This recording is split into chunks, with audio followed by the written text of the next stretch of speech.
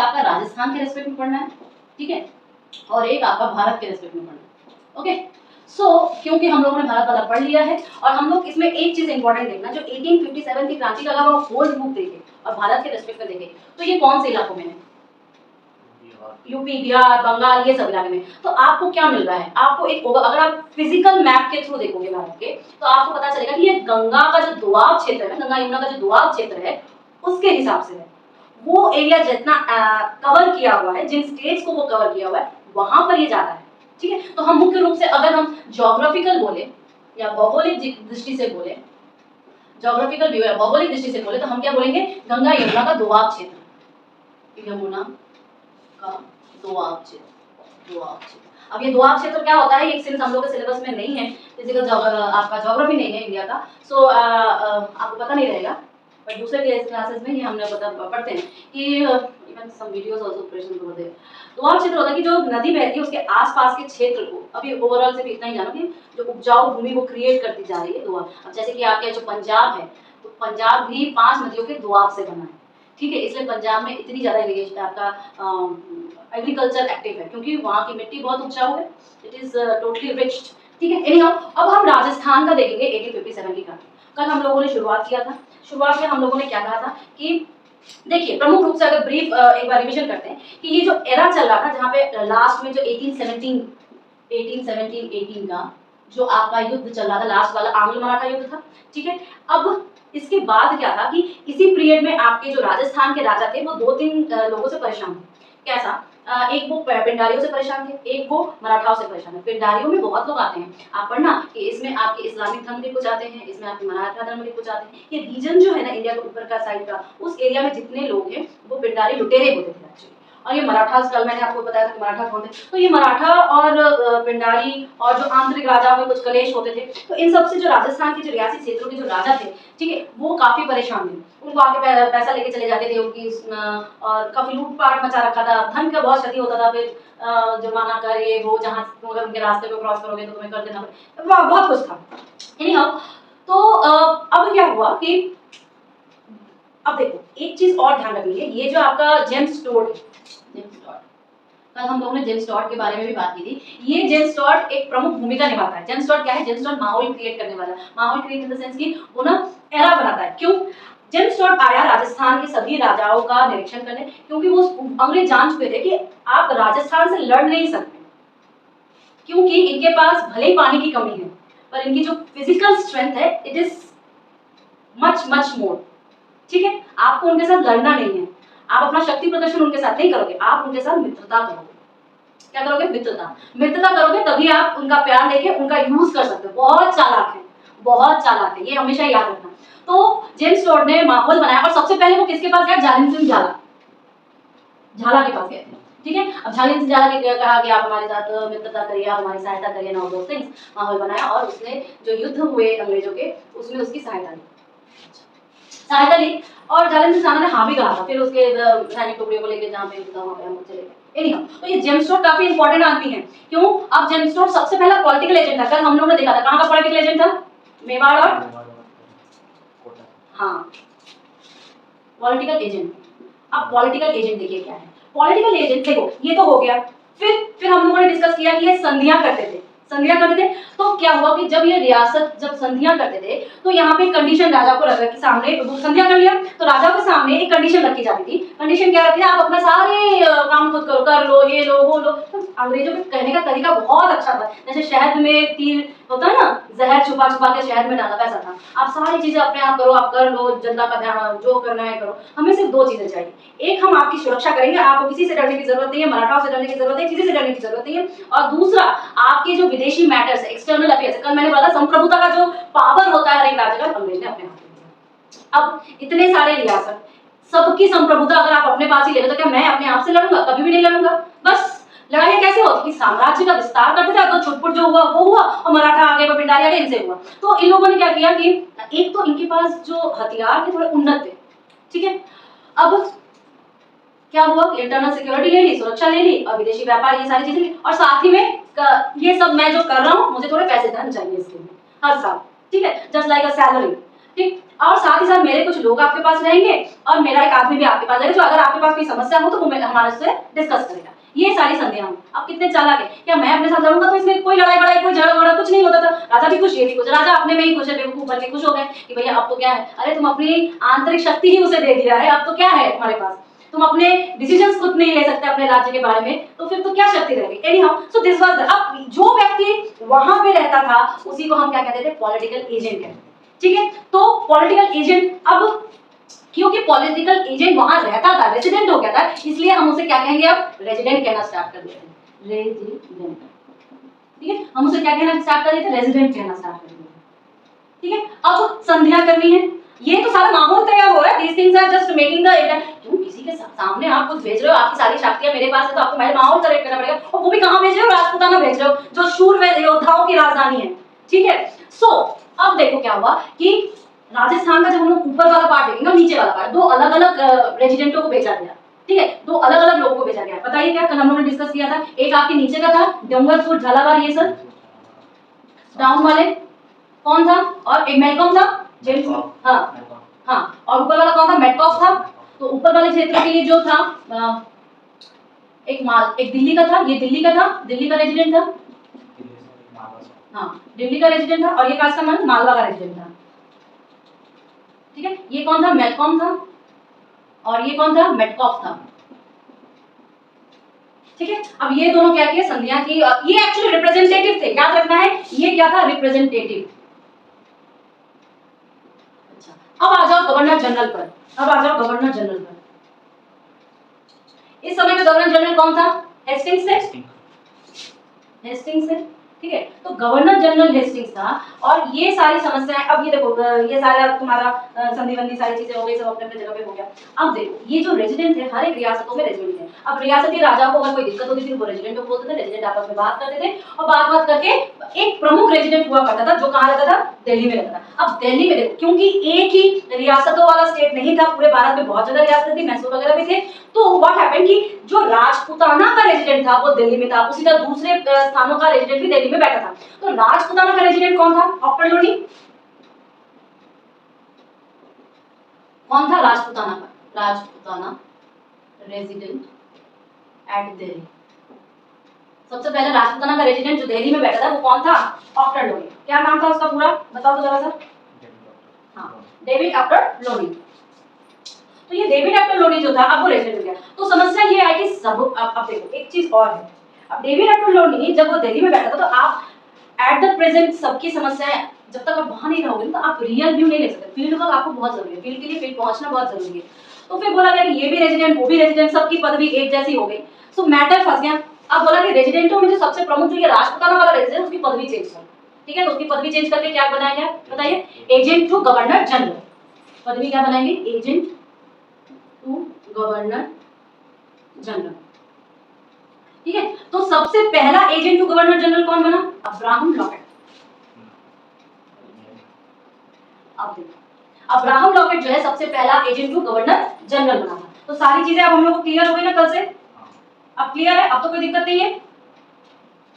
Okay, next बताइए, अब ये जो 1832 का एरा चल रहा था ना, उस वक्त के इंडिया के गवर्नर जनरल कौन है, 1832 का जब संधियां और ये सारी चीजें चल रही थी, उस एरा में गवर्नर जनरल कौन था, हाँ विलियम बेंटिक। ठीक है, विलियम बेंटिक उस वक्त गवर्नर जनरल थे। सबसे पहला जो एजीजी, अब ये क्या है कि इनको फील्ड वर्क कराने के लिए राजपूताना में ही बैठना पड़ेगा। तो राजपूताना में वो कहाँ बैठे थे, सेंटर के तौर पे अजमेर में बैठे थे।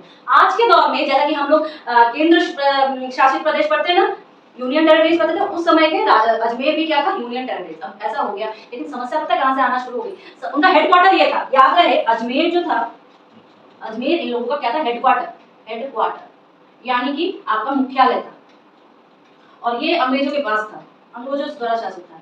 ठीक है, लेकिन जब अब क्योंकि ये राजस्थान में गर्मी तो पड़ने वाली है, और ये थे ठंडे वाले पदे थोड़ी चमड़ी, तो गर्मियों में इनकी हालत बहुत खराब, तबियत खराब हो जाती है। तो क्या किया गया, समस्या का समाधान क्या किया गया कि 6 महीने हेडक्वार्टर अजमेर रहेगा शीतकालीन, और 6 महीने हेडक्वार्टर आबू रहेगा। कहाँ रहेगा, आबू। ठीक है, आबू में 6 महीने हेडक्वार्टर रहेगा। तो ये क्या कहा गया कि winter headquarters and summer headquarters. ठीक, अब ये बैठ गए, अब्राहम लॉ के एजीसी बन गए। अब नेक्स्ट क्या कि जेम्स स्टुअर्ट कहाँ का पॉलिटिकल एजेंट था सबसे पहले? मेवाड़ और हाड़ौती का। ठीक है, मेवाड़ और हाड़ौती का। क्लियर है? इतना आप नोट करोगे, शॉर्ट में सबको क्लियर हो गया। अब हम लोग स्टार्ट करेंगे 1857 के समय से सब कुछ। कल का ये रिवीजन हो गया। अब देखो ये जो 1857 की क्रांति थी, ठीक, अब सबसे पहले तुम्हें ये जगह तो पता, तो 1857 की क्रांति जो थी वो एक सैनिक क्रांति थी। मैंने आपको बोला था कि सबसे ज्यादा तूफान ये कहाँ पे पड़ा था? गंगा यमुना के दोआब क्षेत्र में पड़ा था, पहली चीज। लेकिन राजस्थान में इसका जो इफेक्ट था, जो राजस्थान में एक्चुअली इस दौरान जो ये आपका जो टाइमिंग चल रही थी, ये जो 1857 की क्रांति, ठीक है, revolt of your 1857, revolt of 1857, इस समय राजस्थान में बैठा जो एजीजी था वो पैट्रिक लॉरेंस था। पैट्रिक लॉरेंस,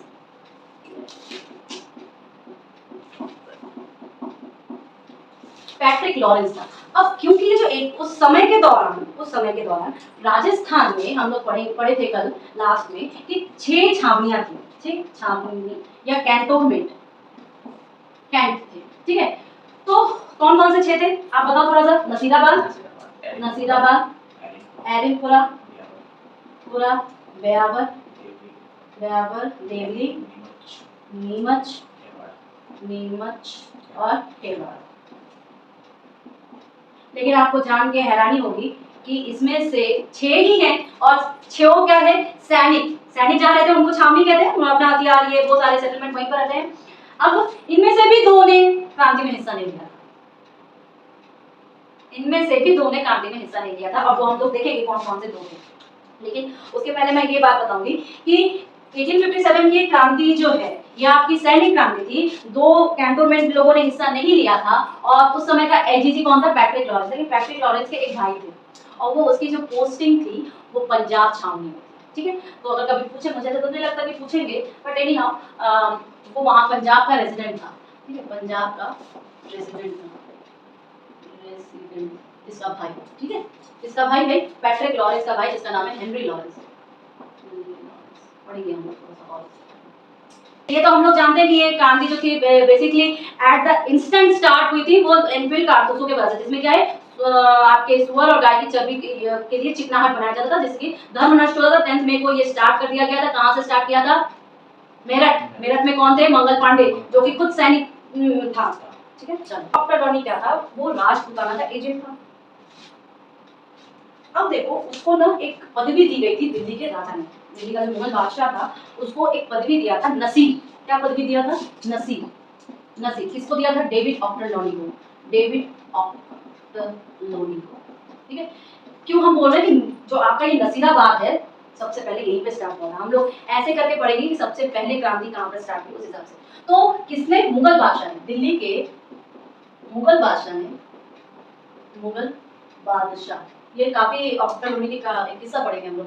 मुगल बादशाह ने, तो दिल्ली के मुगल बादशाह ने डेविड ऑक्टरलोनी को नसीर की उपाधि दी। नसीर का मतलब क्या है?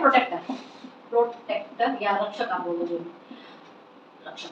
अब नसीर ने एक नसीराबाद जगह की स्थापना की थी, इसीलिए इसको नसीराबाद, एक स्थान की स्थापना की थी जिसका नाम है नसीराबाद, इसी की वजह। और ये क्या थी? यहाँ पर अजमेर के जो सैनिक होते थे वो रहते, ठीक है, उसकी जो कैंटोनमेंट छावनी थी वो यहीं पे बनाई गई थी। तो मुख्य रक्षक था, क्योंकि वो अजमेर में रहता था, अजमेर में ही रहता था ना ऑक्टरलोनी, तो ये क्या हाथ पड़ रहा है? इसका मतलब ये आपके अजमेर में पड़ रहा है, अजमेर की छावनी थी। अब ऑक्टरलोनी के बहुत सारे शादियां थी एंड वन ऑफ द इसकी जो वाइफ थी वो नर्तकी थी, डांसर थी and she was used to sit in court house, okay. But this Ochterlony fall in love with her, sorry, और क्योंकि उसके साथ उसने शादी भी की थी, ऐसा नहीं है, वो उसके साथ शादी भी किया था। और आफ्टर दैट उसकी जो नर्तकी जो कि उसकी वाइफ थी, वन ऑफ द वाइफ, उसने बोला कि मैं एक मस्जिद का निर्माण करना चाहती हूँ, तो उसने उसके लिए बनवा दिया मस्जिद। अब क्योंकि वो पेशे से वैश्या थी, उस वक्त के लोग काफी आपके कंजर्वेटिव थे एंड ऑल दोस थिंग्स, तो उस मस्जिद का नाम रख दिया था वैश्या मस्जिद, ठीक है। But it is not like that, any how. तो डेविड ऑक्टरलोनी जो थे वो आपके नसीराबाद की स्थापना की, नसीर क्योंकि उनका नाम जो था एक उपाधि के तौर पे किसने रखा था? मुगल बादशाह ने रखा था। अच्छा, अब नेक्स्ट छावनी आपकी नीमच आती है, ठीक है। नेक्स्ट आपकी कौन सी है, नीमच, और ये नीमच आपका पड़ेगा, नसीराबाद हो गया ना, नसीराबाद कहाँ पे पड़ा मैप में देखना, अजमेर। फिर आपका आ गया नीमच, नीमच आपका पड़ेगा, बताओ कहाँ पर, कोई आइडिया है, मध्य प्रदेश, मध्य प्रदेश में। अभी आपका रिसेंट में ये मध्य प्रदेश में पड़ा है, बट उस वक्त जो था वो राजस्थान का जो एरिया था उसमें। देवली आपके टोंक में पड़ेगा, टोंक, ठीक है, देवली आपके टोंक में पड़ेगा, लोही और पाली की बॉर्डर पर है। एरनपुरा, एरनपुरा आपके सिरोही, सिरोही और पाली के बॉर्डर पर है, पाली के बॉर्डर पर है। और विश्वास नहीं करोगे, ये सिरोही के राजा से ये जमीन खरीदी गई थी एरनपुरा, और तब जाके वहां पे छावनी बनाई गई थी, ठीक है। ब्यावर आपका अजमेर में पड़ गया। एक्चुअली पता है ये ब्यावर जो था ना, इसे सेटल डाउन करवाया गया, हम लोग उसके बारे में पढ़ेंगे।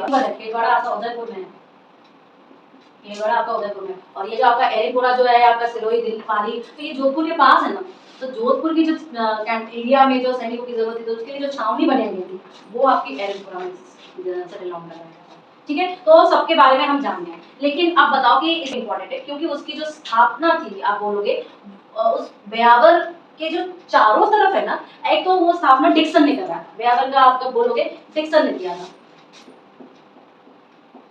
डिक्सन ने।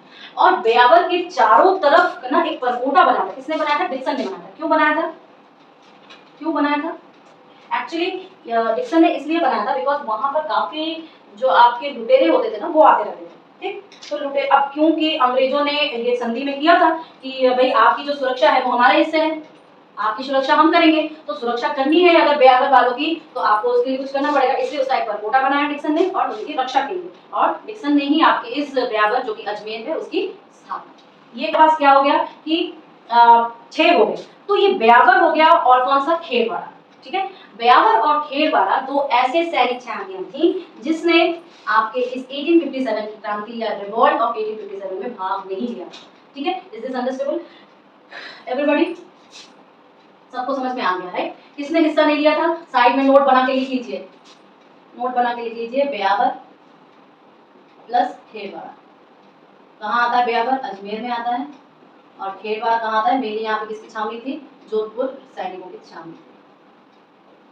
अब 6 है, 6 में से 2 निकल गए तो बचे 4, अब बचे 4 कितना ही कर लेंगे, एक तो उनके पास साधन की कमी, और हम लोग पढ़ेंगे कि नसीराबाद के जो सैनिक थे ना उनसे चलो अब देखो क्या हुआ, सिचुएशन क्या है कि 18 सबसे इंपॉर्टेंट जो इस वक्त पूछा जाएगा, 1857 की जो क्रांति थी, जो रिवॉल्ट था, उस समय एजीजी, एजीजी कौन था, पैट्रिक लॉरेंस, पैट्रिक लॉरेंस, ठीक है। पैट्रिक लॉरेंस बैठता है अजमेर में, क्योंकि उस समय अंग्रेजों का क्या होता था, हेडक्वार्टर या मुख्यालय होता था, ठीक है। ये इन्फॉर्म हो गया। अब देखो 10th मई 1857, 10th मई 1857 में क्रांति भड़क चुकी है। क्यों, क्रांति का सबसे पहला कौन था, 1857 में 10 मई से स्टार्ट हो चुका था, तो इसका मतलब बंगाल व्यापक जल रहा था, बंगाल, यूपी, बिहार, ये 3 जो जगह थे व्यापक थे, व्यापक रूप से अपना हिस्सा जीत चुके थे। अब मैं नेक्स्ट क्या बताऊंगी, लेकिन ये जो अजमेर वालों के पास इस क्रांति को जो न्यूज थी, किसके पास जाएगी न्यूज, पैट्रिक लॉरेंस के पास जाएगी। ये न्यूज पहुंची 19 मई 1857 को, ठीक है। 19 मई 1857 को जब ये न्यूज पहुंची तो सबको ही सजग हो गया था, सबको ही सजग हो गया था। क्यों, क्योंकि पैट्रिक लॉरेंस ने जितने भी छावनियां थी सबको बता दिया था। अब देखो दिमाग ठंडा कैसे, क्योंकि नसीराबाद सबसे पहले क्रांति कहाँ पड़ेगी हमको, नसीराबाद, नसीराबाद कहाँ है, नसीर ने इसकी स्थापना की, नसीराबाद पड़ेगा आपका अजमेर में, अजमेर के पास, ठीक है। अब क्या हुआ कि इस नसीराबाद में 2 आप बोलोगे कि ग्रुप था, बटालियंस थे, एक आपके बॉम्बे लॉरेंस, बॉम्बे लांसर्स, और दूसरा आपका 15 BNI। यहाँ पर आपके 2 ग्रुप्स थे, 15 BNI और बॉम्बे लांसर्स। ये अच्छा, फिर आप ये देखोगे कि यहाँ पर ये जो आपका 15 BNI है, कुछ दिन पहले ही यहाँ पर ये पोस्टिंग बंगाल से हुई है, ठीक है। और देखो मैंने शायद क्लास में भी बताया था कि जब 1857 की क्रांति हुई थी ना, तो लोगों के भीतर जो इस क्रांति का जुनून था या देशभक्ति थी, उसको जागृत करने के लिए उसमें मतलब एक होता ना कि लगातार आपके पास साधनों की कमी है, लगातार आपका हार हो रहा है, तो आपका एक मोटिवेशन डाउन होने लगता है, राइट। आप अपने लाइफ में भी देखोगे कि लगातार जब आप देखो एक एज के बाद आपको सिर्फ पढ़ना होता है, self study is the more important, I always say. तो क्या होता है कि लगातार आप एग्जाम्स फॉर्म फिलअप्स करते रहते हो and not able to get selected, आप हारने लगते हो, आप निराश होने लगते हो, ठीक है, जब सफलता नहीं मिलती है और मेहनत करते जा रहे हो तो फिर आप हारने लगते हो, अपने मन से बहुत डीमोटिवेटेड होने लगते हो। इसीलिए आपको वक्त वक्त पर मोटिवेशन चाहिए होते हैं, ये एक आम बात है। तो उस वक्त भी यही सिस्टम चल रहा था कि 1857 की क्रांति अंग्रेजों के खिलाफ जो चलाई जा रही थी, भारतीयों के पास, जो सैनिक भारतीयों के पास इसमें हिस्सा ले रहे थे, उनको बहुत हार का सामना करना था, उनके साधन नहीं थे, लोगों को उतना जागृत नहीं कर पाया था। तो क्या हुआ कि उस वक्त ये जो आपके सन्यासी थे और उस वक्त जो कवि थे, इन दोनों की भूमिका बहुत ज्यादा, उनकी भूमिका बहुत ज्यादा थी। वो ऐसी कविताएं लिखते थे, वो ऐसे आप बोलोगे कि कहानियां बताते थे। सन्यासियों का क्या था, उनको तो आगे पीछे कुछ देखना नहीं होता, वो सिर्फ और सिर्फ वही काम करते हैं, सिर्फ देशभक्ति का ही उनमें सराबोर रहता है, ठीक है, अपने धर्म के प्रति सराबोर रहता है। सो इन दोनों का बहुत ज्यादा योगदान था, ठीक है। तो मोर ओवर क्या था कि ये जो दो टुकड़ियां थी ना, उसमें ये वाले बॉम्बे लांसर्स जो थे, ये आपके ना उसके आपके अंग्रेजों के प्रति ज्यादा वफादार थे, लेकिन ये वाला क्या था, ये थोड़ा बंगाल से आता था। तो इनमें थोड़ा सा देखो, nowadays the situation is something different, what should I say on camera, but उस वक्त पढ़ी लिखी जनता, और हम लोगों ने क्लास में पहले बार भी बोला था कि पढ़ी लिखी जनता यहाँ पे सबसे ज्यादा थी। दूसरी चीज, और यहाँ पे संसाधनों की बहुत ज्यादा थी, अमीर बहुत थे ये बंगाल का जो साइड था, ठीक है। सो पढ़े लिखे होने के कारण उनको कविताएं ये वो काफी जागृत थे। तो क्योंकि ये टुकड़ी कुछ दिनों पहले ही कुछ समय, दिन भी नहीं कहीं, कुछ जस्ट समय के पहले यहाँ पे इनकी शिफ्टिंग हुई थी। सो ये जो थे वहां से अफेक्टेड थे, और बंगाल में ये बढ़ हुआ था, ठीक है। तो ये वाले जो है, ये वाले वहाँ के जो छावनी के ऑफिसर्स थे, उनको जाके बोला कि आप थोड़ा इनका ध्यान रखना, ये वो है, जैसे बंगाल में जो होता है काना पाना खुशी कान भरा। तो अंग्रेज ने क्या किया कि इनके जितने भी हथियार थे सब वापस ले लिए, और इन लोगों के हथियारों को फुल करवाया गया, इनको प्रोवाइड किया गया, और ये सारी चीजें इनको करवाई गई। So one of the person from his, Bakhtawar Singh, यहाँ का एक आदमी था बख्तावर, ठीक है। ये बख्तावर सिंह जो था, इसने इस चीज को नोट किया कि भाई हमारे साथ इसमें गलत हो रहा है, हमारे साथ डिस्क्रिमिनेशन हो रहा है, we are facing discrimination, the Bakhtawar Singh says to the officer, ठीक है। अब और उसी में से ये क्या किया कि ऑफिसर कौन थे, प्रिचर्ड, जिसको बोला गया वहां का ऑफिसर कौन था, प्रिचर्ड, देखिए प्रिचर्ड, ये नसीराबाद जिसको उसने बोला। सो देन व्हाट हैपेंड कि जब ये बाहर जा रहे थे ना, तो वहां से एक साधु सन्यासी जा रहा था, और साधु सन्यासी ने फिर वहां की न्यूज दी, क्योंकि वो बंगाल से अब फिर न्यूज दिया कि भाई बंगाल में ऐसा ऐसा आपका हुआ है, और क्या है कि चलने वाले कारतूस देके हमारा धर्म भ्रष्ट कर रहे हैं। तो याद करिए कि सारी चीजें चली जाएंगी, लेकिन एक बार धर्म भ्रष्ट हो गया, धर्म भ्रष्ट हो गया तो हम अपनी नेक्स्ट जनरेशन को कुछ सिखा नहीं पाएंगे, और धर्म ही नहीं रहा तो सांसों का लेके क्या करेंगे, क्योंकि सब कुछ तो आना और जाना है, रहेगा तो हमारे साथ पास मृत्यु के समय कुछ भी, बस हमारा धर्म ही हमारी आत्मा में समाया रहेगा। सो सन्यासियों की इस बात से वो काफी अफेक्टेड हो गया था, ठीक है। और फिर उनके साथ जो दुर्व्यवहार हो रहा था, डिस्क्रिमिनेशन हो रहा था, तो फाइनली नसीराबाद की जो अंग्रेजों की छावनी थी, अंग्रेजों की जो छावनी थी, जो कैंटोनमेंट एरिया था ब्रिटिशर्स का, वहां पर 28 मई 1857 को क्रांति स्टार्ट हुई, 1857 की स्टार्ट, क्लियर है। तो इसका मतलब सबसे पहले नसीराबाद में किसने स्टार्ट किया, तो किसने किया, 15 BNI ने, 15 BNI ने कहां पर स्टार्ट कर दिया, आपके नसीराबाद में कर लिया, वहां पे हथियारों पे कब्जा कर लिया। इवन अब आपको बता दें कि वहां और थे 30 BNI, ठीक है, 30 BNI, स्टार्ट तो 15 BNI ने किया, ठीक है, और इसको भी प्रवचन दिया, इस 30 BNI की टुकड़ी को भी प्रवचन दिया कि कैसे गुलामी जीवन जी रहे, धर्म भ्रष्ट कर रहे हैं, और उनके पीछे दौड़ रहे हैं। तो फिर इन लोगों ने भी चीज को स्टार्ट कर दिया, 30 मई को विद्रोह कर दिया, ठीक है, 30 मई को विद्रोह कर दिया, और जो भी अंग्रेज ऑफिसर सामने आता, जो भी अंग्रेज सैनिक सामने, सबको खत्म करा, सबको मार डाला, ठीक है। उसमें से Newbery and captain Spottiswood, Newbery और कैप्टन स्पॉटिसवुड, ये जो दो लोग थे, इसको मार डाला। और यू कांट बिलीव, सैनिकों में विद्रोह का इतना आक्रोश था, और साथ ही साथ हम देख रहे हैं बॉम्बे लांसर्स के सामने हमारे साथ कैसा किए थे, हमारे हथियार ले लिए, हमारा सब कुछ ले लिया, हमें कैसे अजीब टाइप का डिस्क्रिमिनेशन बिहेवियर किया जा रहा है। इन दोनों को मार डाला, साथ ही साथ न्यूबेरी को पूछ डाला, पूछ जस्ट लाइक चॉपिंग वेजिटेबल्स, वैसे किया गया था न्यूबेरी के साथ, ठीक है। तो आप इसको पढ़ लीजिए। अब पूरी की पूरी छावनी लूट ली इन लोगों ने, ये जो सैनिक थे जिन्होंने विद्रोह किया 15 BNI और 30 BNI ने, इन्होंने पूरी छावनी लूट ली, सारे हथियार लूट लिए, जो अंग्रेज सामने आया सबको खत्म कर दिया, जो सामने आया था उसको मारा जा रहा था, ऑब्वियस बात है अंग्रेज भागेंगे, तो सब भाग के किस तरफ गए, ब्यावर की तरफ गए, ब्यावर की तरफ सारे के सारे क्या गए, भाग गए, ठीक है, सारे के सारे ब्यावर की तरफ भाग गए। और यहाँ पर कैप्टन हार्डी और लेफ्टिनेंट लॉक, देखिए कैप्टन हार्डी और लेफ्टिनेंट लॉक, कैप्टन हार्डी और लेफ्टिनेंट लॉक, ये दोनों जो है घायल हो गए थे, और आपके जो पेनी थे, कर्नल इसी के पास लिख लीजिए, कर्नल पेनी। ये ना दौड़ते दौड़ते जगह पर जा रहे थे और रास्ते में इनको क्या आ गया था, आफ्टर अटैक आ गया था। हाँ पेनी, हार्ट अटैक आ गया था और रास्ते में ही मर गया। इसको तो घायल करने की जरूरत भी नहीं पड़ी, ये ऐसे ही मर गया। इन लोगों ने क्या किया, नजीराबाद के जो विद्रोही थे, जो सैनिक थे, वो पूरा छावनी लूट लिया, वहां पे जो ऑफिसर्स के घर थे, घर तिजोरी विजोरी सब लूट लिया और सब लूट लाट के दिल्ली चले गए। कहाँ चले गए? दिल्ली, क्योंकि मैंने कल बताया था वो सबका नारा क्या था, दिल्ली चलो। दिल्ली से ही क्रांति का सेटल डाउन करना। ठीक है, बाकी हम लोग